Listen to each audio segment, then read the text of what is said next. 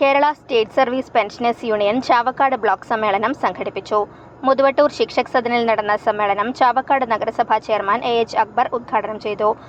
മരണപ്പെട്ടാലും ഭാവിയുണ്ട് എന്ന് പഠിപ്പിക്കുന്ന സിദ്ധാന്തങ്ങൾ നമ്മുടെ നാട്ടിലുണ്ട് അല്ലേ? സ്വർഗ ജീവിതം.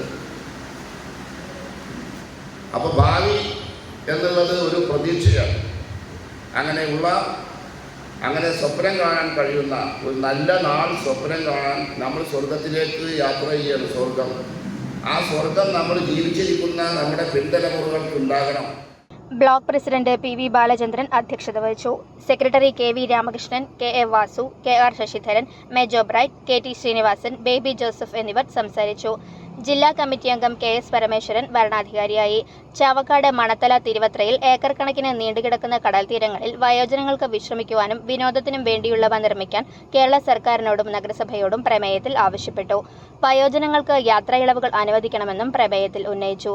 ഗുരുവായൂർ നോർത്ത് വനിതാ വിഭാഗത്തിന്റെ കൈകൊട്ടിക്കളിയും വിവിധ കലാമത്സരങ്ങളും അരങ്ങേറി.